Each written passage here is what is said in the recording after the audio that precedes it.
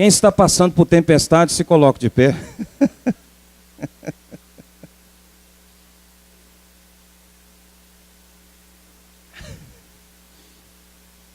Quem está na bonança, fica sentado. Amém. Quem está com criança no colo não tem jeito, né? Marcos 4, versos 35 a 41. Então lhes disse: por que sois assim tímidos? Como é que não tendes fé? E eles, possuídos de grande temor, diziam uns aos outros: quem é este que até o vento e o mar lhe obedecem? Aleluia. Feche os seus olhos. Deus amado, te louvamos nessa noite pela tua palavra, meu Deus. Senhor, fala ao coração deste homem e desta mulher, que todos ouçam e recebam e guardem a tua palavra no íntimo, no seu coração. Meu Deus, que nós coloquemos em prática, que façamos como Davi, que disse: guardei a tua palavra no meu coração para não pecar contra ti. Deus amado, abençoe desde o menor até o maior, que todos sejam agraciados pelo poder da tua palavra, pelo poder do Senhor nessa noite, em nome de Jesus. Amém e amém. Pode se assentar. Surpreendido pelas tempestades da vida. Irmãos, este texto nos deixa lições importantes. E eu começo falando que a vida, ela é cheia de altos e baixos, cheia de tempestades. A vida não é só bonança, a vida é cheia de tempestades. E meus irmãos, tem uma historinha que ilustra muito bem o que eu vou falar para introduzir a mensagem. É a história de um rei que tinha o seu súdito, e sempre o rei saía para caçar, e ele levava o seu súdito. E num dado momento, quando eles estavam caçando, veio uma tribo indígena, e esta tribo levou o rei e levou aquele rapaz, o seu súdito. E o súdito, ele sempre dizia que Deus é bom. Ele falava para o rei: Deus é bom, Deus ele é bom, Deus ele é muito bom. E então eles levaram o rei e o súdito, e lá nessa tribo eles acabaram fazendo algo contra aquele rei, cortando o dedo do rei. E depois eles libertaram o rei e libertaram o súdito. E o súdito continuava dizendo: Deus é bom. E o rei disse assim: olha, Deus não é bom coisa nenhuma. Se Deus fosse bom, não teria acontecido isso comigo. Agora que você está falando que Deus é bom, você vai ser lançado agora na prisão. E lançou o súdito na prisão. E o súdito ficou ali na prisão, e o rei saiu para poder caçar novamente. E quando o rei estava caçando, ele foi pego novamente por uma outra tribo. E quando ele chegou lá naquela tribo, a tribo queria de todo jeito matar o rei. Eles queriam oferecer um sacrifício contra a vida do rei. Mas só que o rei, ele não foi sacrificado. Por quê? Porque ele tinha um pedaço do dedo faltando. E eles disseram assim: olha, esse rei não pode ser de forma nenhuma morto, não pode ser sacrificado, porque está faltando um pedaço do dedo. E então o rei foi liberado, voltou para casa. Quando voltou para casa, o rei falou assim: olha, manda soltar o súdito. E o súdito veio à presença do rei, e o rei disse assim: olha, graças a Deus que você disse que Deus era bom, e ainda bem que você foi lançado na prisão. Aí o súdito perguntou: mas por quê? Porque eu fui levado por uma outra tribo, e eu não morri, porque eu tinha uma falha no dedo, porque eu tinha uma imperfeição no meu corpo. Mas se você estivesse lá, você é perfeito. Se você estivesse lá, você teria morrido. Mas você estava na prisão. E eu fui abençoado, porque eu perdi o dedo, mas não perdi a vida. Por isso, Deus é bom. Irmãos, eu aprendo uma lição aqui, que mesmo com a tempestade da vida, mesmo com a dificuldade, o nosso Deus continua sendo bom, o nosso Deus continua sendo maravilhoso. Ainda que você esteja desempregado, Deus ele é bom. Ainda que você esteja sofrendo enfermidade, mas Deus continua sendo bom. Aleluia, vamos aplaudir o Senhor? Louvado seja Deus. Deus é bom. As tempestades, irmãos, não anulam a bondade de Deus. Ele continua sendo bom. E esse texto aqui, irmãos, de Jesus acalmando a tempestade, nos ensina muitas verdades. Porque as tempestades, elas, primeiro, são inesperadas. Elas vêm quando nós menos esperamos. O que é a tempestade? É inesperada. Você não está esperando, de repente acontece algo com a sua vida. Está tudo bem o casamento e de repente acontece uma crise no casamento. Está tudo bem no seu trabalho e de repente a pessoa perde o emprego. Está tudo bem e de repente a família, ela inesperadamente recebe a notícia de uma doença incurável, de uma doença maligna, que abala as estruturas da família. Então, as tempestades são inesperadas. Os discípulos, eles estavam, irmãos, recebendo ali uma ordem de Jesus, e eles, despedindo a multidão, eles foram como Jesus havia dito. Eles entraram no barco e, de repente, veio a tempestade. Inesperadamente veio a tempestade. Porque as tempestades são inesperadas. Outra coisa, as tempestades, elas são perigosas. Elas são perigosas. O texto diz que veio a tempestade e as ondas se arremessavam contra o barco, de modo que as águas estavam enchendo o barco. Irmãos, era perigoso ali aquela tempestade. Era perigoso o barco se afundar. O perigo era iminente, o perigo era muito grande. Os discípulos corriam o risco de serem afogados. Irmãos, as tempestades são perigosas. A vida, irmãos, ela nos reserva perigos. Há perigos que nós corremos diante da tempestade. Diante de uma tempestade, por exemplo, no trânsito, corremos risco, corremos perigo. As tempestades são perigosas. Irmãos, uma outra situação que nos identifica, que nos mostra que a tempestade ela é perigosa, é quando um casamento está edificado e de repente ele se desfaz pela tempestade da infidelidade. De repente um acidente trágico que ceifa a vida de uma pessoa. Olha o perigo da tempestade. Uma amizade que foi construída pelo cimento dos anos e se desfaz por uma terrível traição. São perigosas as tempestades. Mas as tempestades também, Tiago, elas são inadministráveis. Os discípulos não tinham controle da situação. Fugiu do controle. A força da tempestade era muito maior do que os discípulos. Irmãos, as tempestades na nossa vida, elas são inadministráveis. Muitas vezes elas fogem do nosso controle. Mas eu te digo uma coisa, receba aí em nome de Jesus. Ela foge do controle humano, mas Deus continua no controle da situação.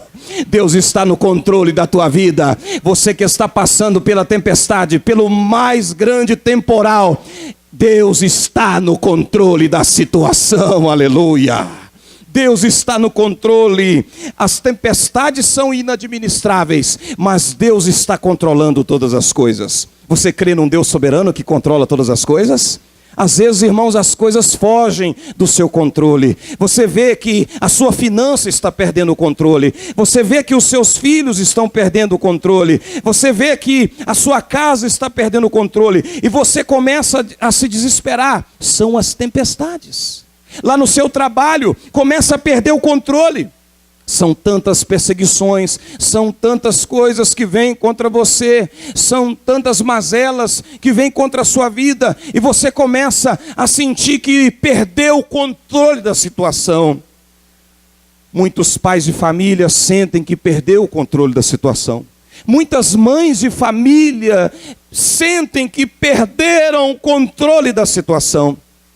Quantos homens que às vezes chegam cansados em casa, e eles tão cansados por causa do trabalho, chegam e às vezes não tem tempo para dar atenção para o filho. A esposa cobra que o marido às vezes tem tempo que não visita a mãe, e o marido diz assim: olha, é porque eu estou trabalhando. E a mãe fala assim: olha, você não deu atenção para os nossos filhos. E ele diz assim: olha, é só cobrança que você me faz. E de repente às vezes a esposa fala assim: olha, o nosso casamento está mal, nós estamos indo de mal a pior. E o homem diz assim: olha, eu estou trabalhando, é só eu que trabalho. E acaba ofendendo a esposa, que muitas vezes está afastada por causa de problemas de saúde. Então o homem começa a sentir que está perdendo o controle da situação, porque as tempestades, irmãos, muitas vezes se tornam inadministráveis. Como são as tempestades? Elas são também surpreendentes. A tempestade nos pega de surpresa. Ela não avisa. Ela não manda um telegrama. Os discípulos, irmãos, aqui alguns deles eram pescadores. E eles estavam ali, naquele lugar, no mar da Galileia. Os discípulos, eles tinham experiência. Eles conheciam muito bem, eles pescavam ali naquele lugar. Era a área de trabalho deles. Eu poderia imaginar eles dizendo: olha, nós estamos em casa. Aqui nós estamos em casa, aqui é o nosso lugar. Aqui é o nosso campo. Temos experiência. Estamos nas águas. Nós nascemos aqui no meio do mar. Nós conhecemos, temos experiência. Mas, irmãos, eles foram surpreendidos pela a tempestade. Irmãos, às vezes nós somos surpreendidos pelas tempestades da vida. As tempestades, Marcelino, nos surpreendem. Às vezes, Samarone, de onde você menos espera, você vê a tempestade chegando. Onde você se sente mais seguro, é aí que vem a tempestade. Os discípulos se sentiam seguros porque eles já conheciam o mar da Galileia, eles já conheciam, eles eram pescadores. Mas onde você se sente mais seguro, pode te surpreender vindo uma tempestade. Muitas vezes as tempestades mais fortes vêm, irmãos, não de horizontes longes, mas vêm do comum. O comum que se torna indomável. O comum que se torna complexo. Irmãos, isso às vezes pode ser, por exemplo, aquele cônjuge que vive fiel um ao outro. E de repente, o homem começa a se tornar agressivo. O homem começa a maltratar a esposa. De onde você menos espera. Aquele homem que é super calmo, ele se torna agressivo. Ele se torna nervoso. Aquele filho obediente, de repente ele começa a se tornar irreverente. De repente ele começa a se tornar desobediente, de onde você menos espera. As maiores crises vêm de onde nos sentimos mais seguros. Porque as tempestades são assim. Elas são surpreendentes. Os discípulos foram surpreendidos pela tempestade. Agora, irmãos, existem alguns conflitos na tempestade, nesse texto aqui, que eu quero compartilhar com você. Existem algumas tensões aqui nesse texto. E a primeira tensão, irmãos, é: como que eu vou conciliar a tempestade com a obediência a Cristo? Como que nós vamos conciliar? Os discípulos, eles estavam obedecendo, irmão Hudson, a Jesus. Jesus falou assim: olha, entrem no barco, vamos para o barco e vamos passar para outra banda. Jesus deu uma ordem para eles. Eles estavam obedecendo. Irmãos, quantas vezes nós passamos por tempestade quando nós estamos obedecendo a Deus? Quantas vezes pessoas passam crises financeiras e são fiéis dizimistas? Quantas vezes, irmãos, nós estamos obedecendo e passamos por tempestade? O discípulo de Jesus, os discípulos também passaram. Eles passaram por tempestades obedecendo. A Bíblia nos deixa um exemplo de Jonas, por exemplo. Jonas, ele estava passando por uma tempestade, por quê? Porque ele estava desobedecendo a Deus. Deus falou, você vai para Nínive, ele foi para Tarsis.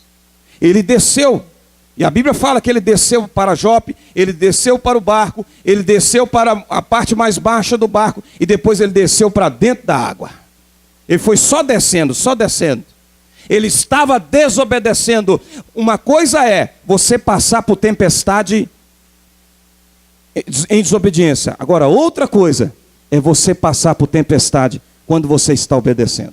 Eu te pergunto, você já enfrentou alguma tempestade quando você estava obedecendo a Deus? Você já ficou no prejuízo por você ser honesto? Você já ficou no prejuízo porque você disse não a dar uma propina, a dar um suborno para uma pessoa? Você já ficou no prejuízo? Irmãos, nós precisamos entender uma coisa, que mesmo obedecendo a Cristo, nós não estamos isentos de tempestades.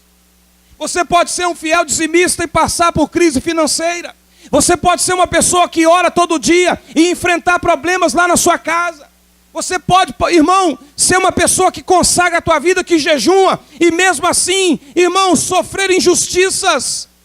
Porque é difícil conciliar a tempestade com a obediência. Mas faça assim com as mãos, que eu quero profetizar sobre a tua vida. Mesmo que você esteja passando por tempestade, mas continua sendo fiel ao Senhor, continua obedecendo a Jesus. Jesus disse vai, então obedeça. Jesus disse vem, então obedeça. Jesus, ele disse para você obedecer, obedeça, porque você vai ser abençoado. Bênçãos de Deus virá sobre a tua vida pela tua obediência. Receba aí em nome de Jesus. Aleluia. Mesmo que você fique no prejuízo, mesmo que você fique em desvantagem, mesmo que você seja prejudicado, mas continua obedecendo a Jesus. Irmão, outra tensão muito grande. Como conciliar, Josué, a tempestade de Jesus com a presença de Jesus? Jesus estava presente ali com os discípulos. Jesus estava ali juntinho com eles. A presença de Jesus era real. Jesus estava no barco com eles. O fato de Jesus estar conosco, irmãos, não poupa você de tempestades. Jesus, irmãos, ele esteve numa festa em Caná de Galileia, e lá na festa faltou vinho. A presença de Deus, a presença de Jesus, não significa que você vai ter, irmão, vitória o tempo todo. E diga-se de passagem que tem um texto na Bíblia, que a presença de Deus não foi garantia de vitória. O povo de Israel foi guerrear contra os filisteus, no primeiro dia morreram 4.000. E no segundo dia chegou lá Ofni e Finés carregando a arca, e todo mundo vibrando, todo mundo se alegrando, e fazendo o maior barulho, e fazendo a maior bagunça, e os filisteus do outro lado escutando, nosso Deus, agora o negócio vai ficar feio para o nosso lado, agora complicou, a arca chegou lá, o Deus dele está presente, e agora nós vamos perder. Só que, irmãos, aconteceu o contrário. O povo festejou, tinha morrido 4.000, aí eles estavam festejando, a arca de Deus está aqui, a presença de Deus está aqui, maravilha. E no outro dia, irmãos, no primeiro dia morreram 4.000, no segundo dia morreram 30.000 homens. A derrota do segundo dia foi pior do que a do primeiro dia. Sabe o que é isso? A presença de Deus nem sempre é a garantia de vitória. Sabe por quê, irmão? A presença de Deus só vai ser garantia de vitória se nós estivermos em conformidade com Ele, se nós estivermos em obediência à palavra dEle. se nós estivermos em harmonia com o Senhor. Ofni e Finéias estavam em desobediência, eles desprezavam a oferta de Deus, prostituíam com as mulheres na porta da congregação, estavam em pecado, estavam brincando com Deus. Não adianta, irmão, brincar com Deus, não adianta fazer as coisas de Deus de qualquer maneira, não adianta fazer as coisas de Deus relaxadamente, porque a presença de Deus, irmão, não é a garantia de vitória. Se eu estiver em pecado, se eu estiver fora da direção de Deus. Me lembro agora, irmãos, quando na década de 80, eu era menino ainda, era garoto, mas eu já ouvi essa história que aconteceu com Tancredo Neves, que foi presidente do Brasil. Nem lembro se ele chegou a tomar posse ou morreu antes de tomar posse, não lembro direito. Mas, irmãos, antes dele ser eleito de forma indireta na Câmara e no Senado, ele esteve em Belo Horizonte. E ele chegou ali numa reunião de pastores. Tinham muitos pastores. Muitos pastores. E naquela reunião ali, foi dada a palavra para ele. E quando ele chegou ali para dar a palavra, ele começou a dizer: olha, vocês pastores são homens de Deus. Irmãos, ele foi falando e os pastores começaram a se emocionar. Alguns estavam achando assim: olha, Tancredo Neves aceitou Jesus, Tancredo Neves converteu ao Evangelho. E, irmãos, só faltou ele orar em línguas. E ele falava com propriedade, de maneira política, com uma boa entonação de voz. Era um bom orador, como nós, os mais antigos, sabem. E, meus irmãos, foi assim algo fenomenal. E depois foi publicado no jornal, no estado de Minas. Estava lá na primeira página. De um lado estava assim: Tancredo Neves vai a congresso de pastores. E do outro lado do jornal estava escrito assim: no mesmo dia, Tancredo Neves vai ao centro espírita e recebe um passe. Primeiro acendeu uma vela para Deus, e depois acendeu uma vela para o diabo. Irmãos, por que eu estou dizendo isso aqui? Porque não adianta brincarmos com Deus. Não adianta brincarmos com as coisas de Deus. Ou nós somos ou não somos. Ou somos da luz ou somos das trevas. Não existe meio termo. Não existe estar em cima do muro. Nós precisamos ser decididos. E nessa noite Deus fala ao seu coração: decida-se em servir a minha vontade. Aleluia! Quantos querem a presença de Deus? Quantos querem a vitória? Mas saiba de uma coisa: você vai passar por tempestade, mas concilie a tempestade com a sua vida na presença de Deus, sabendo que Jesus está com você, sabendo que a presença de Deus é real na sua vida. Outra atenção: como conciliar a tempestade com o sono de Jesus? Jesus estava dormindo, Jesus estava descansando. Jesus estava dormindo, irmãos, porque ali ele estava como um homem. Mas eu tenho certeza, meu irmão, nessa noite, que você pode ficar tranquilo, que na tempestade que você estiver passando, Ele não está dormindo, Ele está com você. Ele está contigo. Ainda que você esteja, meu irmão, passando por tempestade, Ele não dorme. Enquanto você dorme, Ele está trabalhando em seu favor. Aleluia! Deus está trabalhando em seu favor. Louvado seja Deus. Como conciliar a tempestade com o sono de Jesus? Jesus estava dormindo ali, irmãos, mas Ele está conosco. Jesus estava dormindo ali naquele momento, porque Ele estava seguro em Deus. Ele estava descansando no Senhor. E eu te digo também que quando você estiver passando por alguma tempestade, pode dormir tranquilo, pode repousar a tua cabeça, porque Deus, Ele vai trabalhar em seu favor. Aleluia, louvado seja Deus, louvado seja o nome do Senhor. Agora, irmãos, diante dessa tensão, nós vemos nesse texto algumas perguntas. E a primeira pergunta que nós vemos nesse texto, a primeira pergunta na tempestade que é feita: Mestre, não te importa que pereçamos? É a primeira pergunta.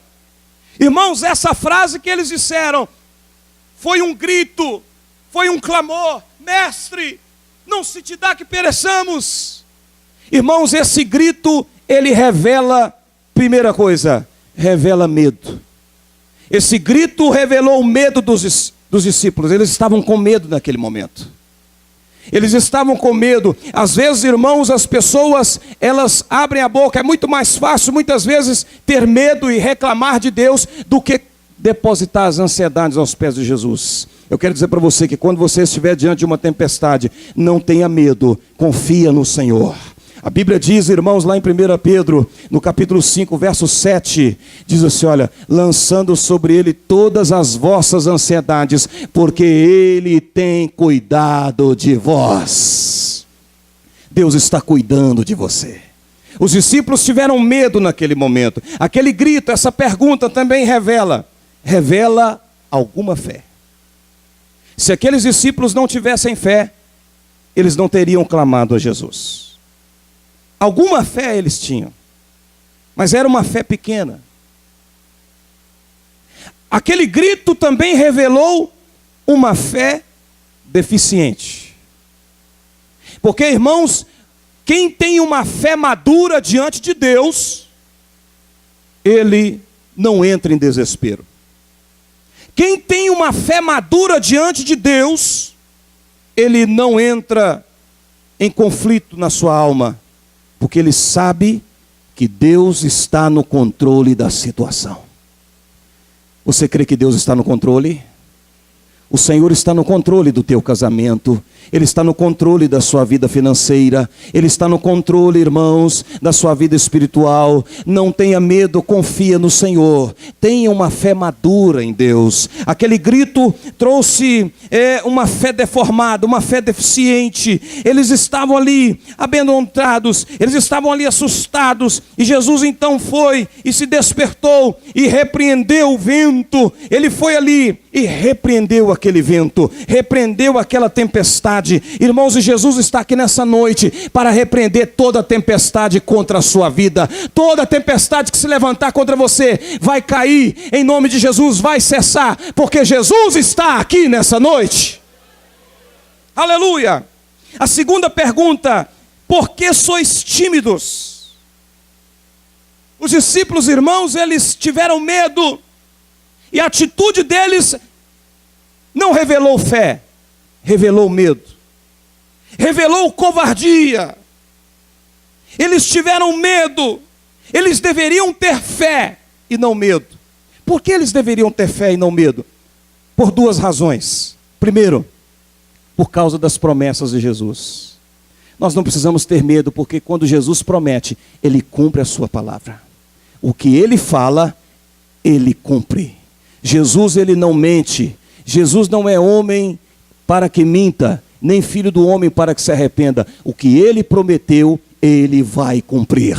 Ele já havia dito para os discípulos: olha, eu estarei com vocês, eu vou estar com vocês, vocês vão ter aflições, mas eu venci o mundo. Os discípulos já tinham um tempo que eles estavam com Jesus, mas naquele momento eles esqueceram das promessas. Muitas vezes você, quando está com medo, você esquece das promessas, mas saiba de uma coisa: o nosso Deus tem promessa para a tua vida. Continue confiando, continue crendo, porque Ele é o Deus que faz promessas. Quem está debaixo da promessa aí? Eu também estou debaixo da promessa de Deus. Eu estou debaixo da promessa. Deus tem promessa para mim, aleluia. Tem uma canção que diz: eu não morrerei enquanto o Senhor não cumprir todas as promessas que Ele fez a mim. Irmão, se tem promessa de Deus para você, você então vai ver Deus cumprindo promessa na sua vida. Tenha fé e não tenha medo, porque Ele é o Deus de promessas. Também, irmão, outra razão para que você não tenha medo é que Jesus, Ele tem a paz verdadeira. Jesus estava dormindo, irmão. Jesus estava em paz. Jesus estava tranquilo. Jesus, Ele estava descansando, porque Ele estava seguro em Deus. A nossa fé precisa estar segura em Deus. Nele nós alcançamos a paz. Descansa no Senhor, tenha a paz do Senhor. Acredite no Senhor. Jesus conseguiu dormir na tempestade porque Ele estava seguro em Deus. Sabe por que tem muita gente, irmão, que não consegue descansar a mente? Porque ele está aflito, porque a ansiedade tomou conta. Sabe o que é ansiedade? Ansiedade é o excesso de futuro. Sabe o que é a depressão? É o excesso de passado. Sabe o que é o estresse? É o excesso do presente. O estresse, a pessoa fica estressada, mas ao mesmo tempo que tem pessoas estressadas com o presente, elas ficam também ansiosas com o futuro, elas ficam perturbadas com o passado. E na Bíblia nós vemos um grande exemplo, irmãos, de Marta, quando Jesus chegou ali na casa dela, Lázaro estava morto há 4 dias.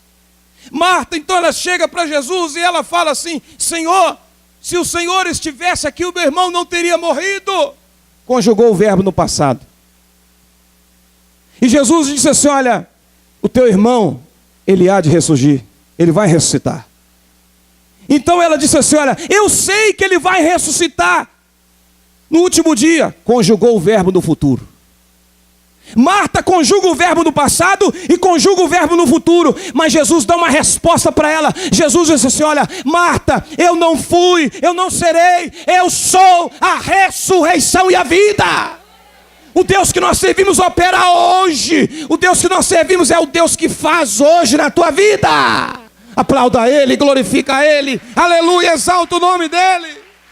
Glória a Deus, aleluia. Porque sois tímidos, foi a segunda pergunta. E a terceira pergunta: quem é este que até o vento e o mar lhe obedecem? Essa foi a terceira pergunta, irmãos. Nesse texto, essa terceira pergunta nos revela que o dono do vento estava ali presente para operar.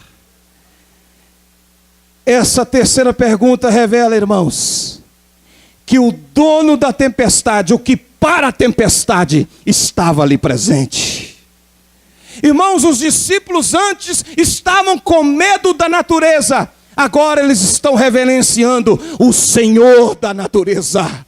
Os discípulos estavam com medo do vento, mas agora eles estão celebrando o Senhor do vento. Eu quero dizer para você nessa noite que o Deus que acalma a tempestade, o Deus que acalma o vento, está aqui nessa noite para acalmar a tua vida, aleluia.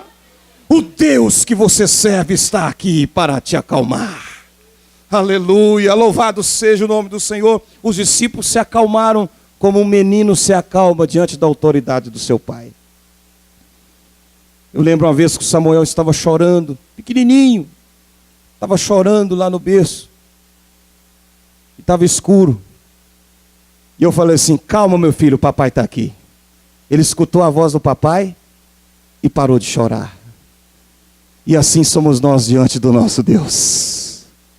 Quando Ele fala: calma meu filho, a tua alma é acalentada. Quando Ele fala: calma minha filha, a tua aflição ela é aliviada, aleluia, porque você sente o afago, você sente a presença dEle na tua vida, aleluia. O teu Deus é o Deus que acalma a tempestade. O teu Deus é o Deus que para o vento e diz: aquieta-te, porque eu sou o Senhor do vento. Porque eu sou o Criador dos céus e da terra. Porque eu sou o Criador do universo. Porque eu sou o Senhor dos senhores. Eu sou o Rei dos reis. Eu sou aquele que veio para morrer na cruz do Calvário. Eu sou a estrela da manhã. Eu sou o Emanuel. Eu sou o Messias. Eu sou o Jeová Jiré. Eu sou o Jeová Tsiqueno. Eu sou o Jeová Shalom. Eu sou Jeová Raá. Eu sou Jeová Rafá. Eu sou Jeová Nissi. Eu sou o El Erion. Eu sou o El Shaddai. Eu sou o maravilhoso Conselheiro, o Deus forte, o Pai eterno, o Príncipe da paz. Eu sou o Rei dos reis. Eu sou o Pai, o Filho, o Espírito Santo. Eu sou o Deus que te abençoa, aleluia. Ele é o Deus que está contigo, que te faz vencer a depressão, que te faz vencer a ansiedade, que te alivia no estresse. Ele é o Deus Todo-Poderoso. E Ele diz para você nessa noite: tenha uma mente dominada pela minha palavra. Tenha uma mente dominada pelo meu espírito. Pense em coisas boas, pense em coisas que edificam. A Bíblia fala pensando nas coisas que são de cima. Viva uma vida feliz, irmão. Você sabia que quando você está feliz, até a sua saliva, ela produz substância química que protege o seu organismo? Você sabia disso? Foi feita uma pesquisa e constataram que quando a pessoa está feliz, a saliva dela libera um produto químico que fortalece e combate as bactérias e os vírus, mais do que quando a pessoa está triste. Então se alegre, meu irmão. Se alegre. Foi feita uma pesquisa também para as pessoas da terceira idade. Eles deram para eles a oportunidade de, durante uma semana, durante um dia, durante várias semanas, mas uma vez por semana, eles podiam escolher o filme que queriam ver e escolher o cardápio. Pegaram esses e pegaram os outros que não receberam essa orientação. A taxa de mortalidade desses que tinham a oportunidade de escolher foi menor do que aqueles que não receberam essa orientação. Sabe por quê? Porque às vezes a gente precisa liberar o estresse. A gente precisa ter a liberdade para escolher. A liberdade, irmão, para poder usufruir do que Deus dá para nós. E Deus nos dá tanta coisa boa. E você pode usufruir das bênçãos de Deus aqui nessa terra. Às vezes a pessoa está tão aflita, tão triste, tão amargurada, que esquece de viver. Saiba que tem muita coisa boa que Deus fez para nós. Tem muita bênção, tem muita bênção. Viva feliz, meu irmão. Viva feliz, alegre. Glorifica o nome do Senhor, faça caminhada com a esposa, faça caminhada com os filhos, vai no Parque Ipanema, vai, irmão, lá onde você acha que deve ir, vai pescar, meu irmão, vai passear lá em Fortaleza, vai passear em Porto Seguro, vai viver feliz com a tua família, vai, meu irmão, em Vitória, vai em Guarapari, vai em Porto Seguro, vai onde você quiser com a sua família, mas seja feliz, porque o Deus que você serve é o Deus que te faz feliz, é o Deus que te sustenta, é o Deus que te guarda. Ainda há esperança. Nós não vamos mudar o Brasil, irmãos, mas tem uma coisa: nós podemos mudar muitas pessoas para a glória de Deus. O problema do Brasil, irmãos, é um problema conjuntural, não é um problema tão simples de resolver. Resolve-se um problema, mas cria outro. Tira de um e coloca de outro. Desveste um santo e veste outro. O problema do Brasil é conjuntural. O Brasil precisa, irmão, de um choque ético, de um choque moral. E nós às vezes estamos sofrendo com isso. Mas a gente não pode esquecer de viver, irmão, o que a palavra de Deus diz: que bem-aventurado sois vós.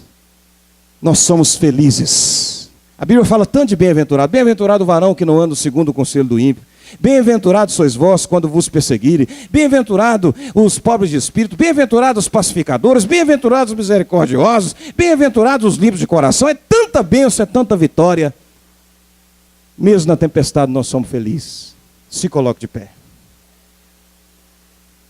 Vou passando pela prova, dando glória a Deus, dando glória a Deus, dando glória a Deus. Vou passando pela prova, dando glória a Deus, dando glória a Deus.